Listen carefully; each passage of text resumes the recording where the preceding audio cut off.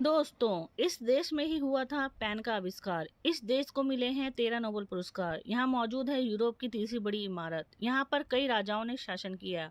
बाज यहाँ की पहचान है। ये इतना खूबसूरत देश है कि जितने यहाँ लोग नहीं रहते, उससे ज्यादा टूरिस्ट यहाँ घूमने आते हैं। एक ऐसा खूबसूरत देश जहाँ पहला बच्चा पैदा करने पर मिलते हैं पूरे 30 लाख रुपए, और एक ऐसा विकसित देश दूसरा बच्चा करने पर मिलते हैं 20 लाख रुपए। एक ऐसा देश जहाँ पुरुषों के मुकाबले महिलाओं की संख्या काफी ज्यादा है, यहाँ मिलते हैं तीसरा बच्चा करने पर फिर से 23 लाख रुपए। इस देश की आबादी लगातार घटती ही जा रही है, जिस वजह से यहाँ बच्चा पैदा करने के लिए लाखों रुपए माता पिता को सरकार दे रही है। और जो इस देश में जितने बच्चे पैदा करेगा उसे उतनी ही सुविधाएं दी जाएंगी। यह सब पिछले 10 सालों से इस देश में हो रहा है। फिर भी यहाँ के लोग परिवार बढ़ा ही नहीं रहे, क्योंकि यहाँ पुरुषों की कमी है और लोग यहाँ अपने कैरियर पर ज्यादा ध्यान देते हैं।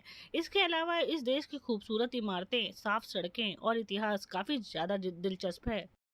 यहाँ पर 1 करोड़ 60 लाख सैलानी हर साल घूमने आते हैं। यहाँ बहुत सारी ऐसी जगह हैं जहाँ लोग इकट्ठे होकर साथ नहाते हैं, जो यहाँ की पुरानी परंपरा भी है। यहाँ के चर्च और महल देखने योग्य हैं। दोस्तों, हम बात कर रहे हैं हंगरी देश के बारे में।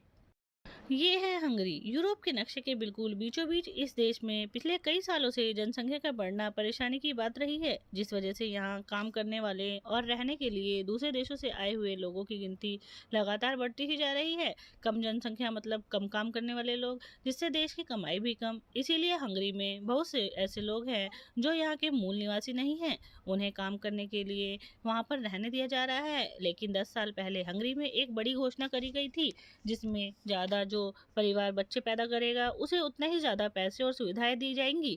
यह घोषणा देश की जनसंख्या बढ़ाने का एक तरीका है, जो यहाँ कारगर साबित भी नहीं हुआ, क्योंकि यहाँ के लोगों ने जनसंख्या उतनी तेजी से बढ़ाई ही नहीं जितनी घोषणा के बाद बढ़नी चाहिए थी। हंगरी में अगर कोई जोड़ा पहले बच्चे को जन्म देता है तो यहाँ की सरकार 30 लाख तक का लोन दे देती है, ताकि वो उस बच्चे को अच्छे से पाल सके। और इसके बाद अगर कोई परिवार दूसरे बच्चे को जन्म देता है तो उसे 20 लाख रुपए तक दिए जाते हैं, और जो पहले बच्चे में 30 लाख तक का लोन दिया गया था उसे भी माफ कर दिया जाता है। अभी बात यहीं खत्म नहीं हुई। तीसरे बच्चे को जन्म देने पर यहाँ परिवार को 23 लाख रुपए फिर से दे दिए जाते हैं, ताकि वो एक घर खरीद सके। ये स्कीम तीसरे बच्चे पर ही नहीं खत्म हो जाती। अगर परिवार चौथा बच्चा भी करता है तो उसके माता पिता जीवन भर जितना भी पैसा कमाएंगे उन्हें टैक्स कभी नहीं चुकाना पड़ेगा।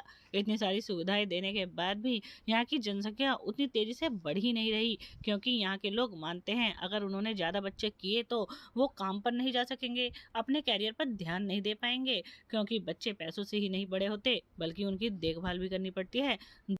दोस्तों, अगर ये घोषणा हमारे देश भारत में कर दी जाए तो लोग खुद पर खुद अमीर बन जाएंगे, क्योंकि यहाँ बच्चे पैदा करना एक आम बात है। लेकिन हमारे देश में जरूरी है कि जनसंख्या पे कंट्रोल किया जाए। इस देश में कुल 96 लाख लोग रहते हैं, जिसमें पुरुष केवल 46 लाख और महिलाएं 50 लाख, यानी 4 लाख महिलाएं ज्यादा हैं। अगर सभी पुरुषों की शादी यहाँ भी हो भी जाती है तो भी 4 लाख महिलाएं बच जाती हैं। तो दोस्तों, ये थी हंगरी में परिवार बढ़ाने की परंपरा। तो आपको ये हंगरी देश की परंपरा कैसी लगी, हमें कमेंट बॉक्स में कमेंट करके जरूर बताइएगा।